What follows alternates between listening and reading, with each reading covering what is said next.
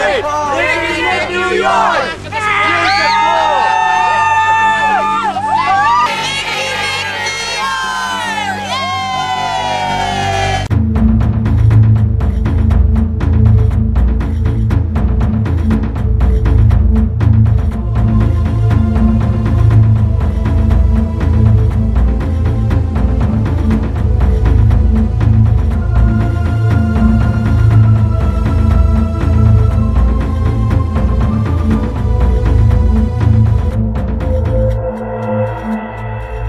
Good evening, ladies and gentlemen. I am Francois Victor, and I am welcoming you to the Nicky Nick New York show.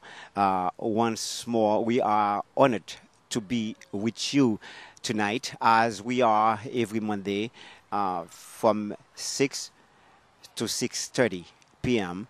on channel 67, 42, 82, and 34. We have a special show for you this week. And we want to take take a little trip in the American history, and it is important, as we know, because it's always good to revisit your history so you understand better the place that we call home, United States of America. I'll be right back in a few minutes as you watch this. Happy Independence Day! Welcome, friends, to the National Mall for this year's Independence Day celebration. Every year, hundreds of thousands of people gather in the nation's capital to enjoy the festive atmosphere, take in the beauty and history of the city, and commemorate the anniversary of our Independence Day. Personally, Nate, I like the fireworks. Absolutely. John Adams, an important founding father and the second president of the United States, realized how important fireworks would be to celebrating this special day. In a letter home to his wife, Adams wrote, July 1776 will be the most memorable epocha in the history of America. I am apt to believe that it will be celebrated by succeeding generations as the great anniversary festival. It ought to be commemorated as the day of deliverance by solemn acts of devotion to God Almighty. It ought to be solemnized with pomp and parade, with shows, games, sports, guns, bells, bonfires, and illuminations from one end of this continent to the other, from this time forward, forevermore. Besides the fireworks and music, parades and barbecue, there is another patriotic symbol that is very important to our Independence Day celebration, the American flag. The theme of this year's celebration is Stars and Stripes Forever. This theme honors our flag and the values it stands for. Throughout our nation's history, in the most desperate situations and during our proudest moments, the flag has been a symbol for the progress of freedom and democracy. The first flag to represent our nation, born in the spirit of rebellion against tyranny, still linked us to our colonial past. Now known as the Continental Colors, or the Grand Union Flag, it featured the British flag, also called the Union Jack, with 13 alternating red and white stripes. It was under that flag that General George Washington commanded the Continental Army in 1776. Although it wasn't an official flag, the Continental Colors became a unifying standard, slowly replacing flags featuring snakes, pine trees, and the word liberty. The Continental Colors also represent an important event in American naval history. In December of 1775, Captain John Paul Jones raised the flag over the USS Alfred, the first time an American flag flew over an independent American ship. This inspiring moment is carved into the stone of the nearby John Paul Jones Memorial here on the National Mall, with the stirring inscription, "In life he honored the flag, in death the flag shall honor him."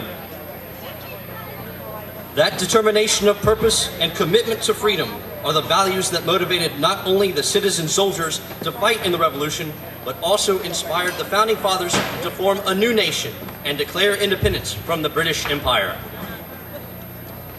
Thomas Jefferson put these ideas into the famous words that still influence us today, the words that take on an even greater meaning today, our Independence Day.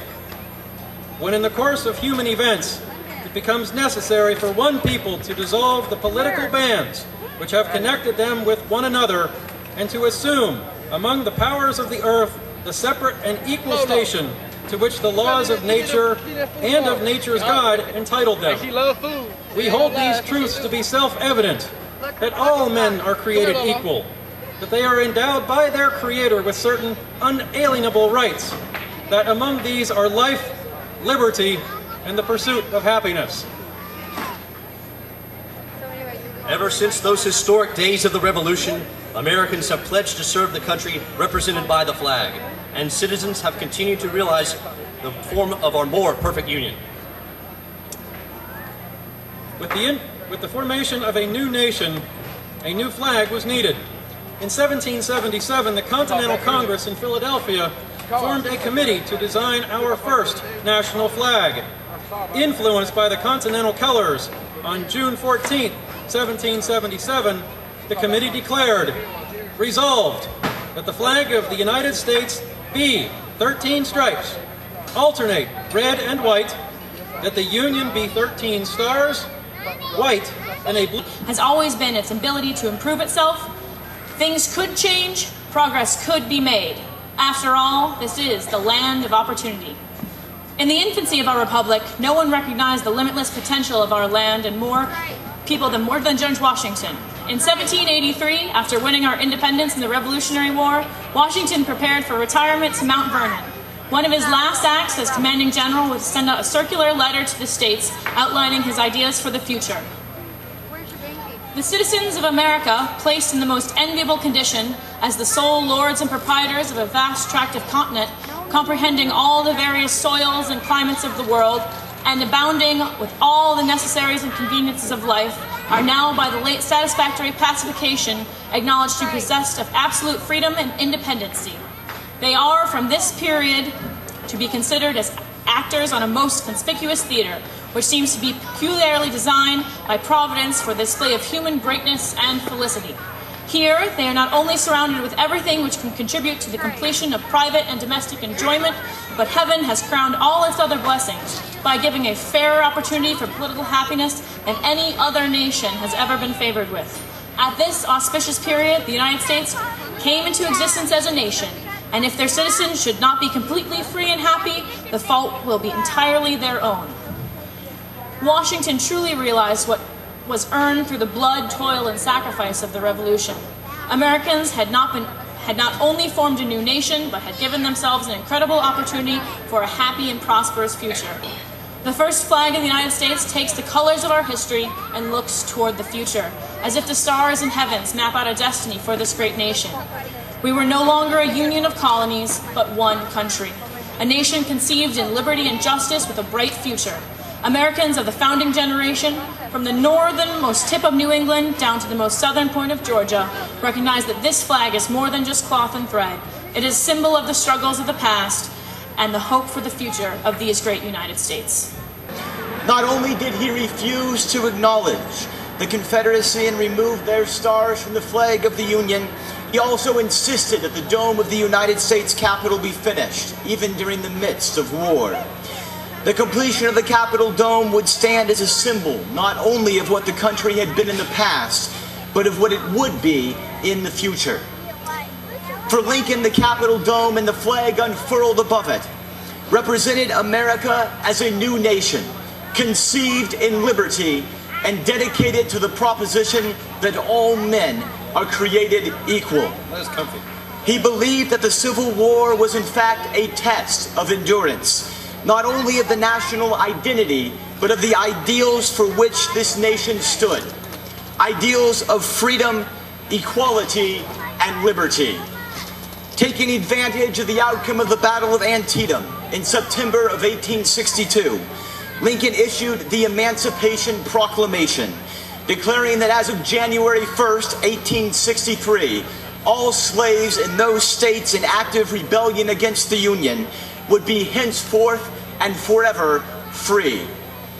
This declaration opened the door for thousands of former slaves and free blacks to take up arms and join their brothers in fighting not only to preserve the Union, but also for the expansion of freedom liberty, we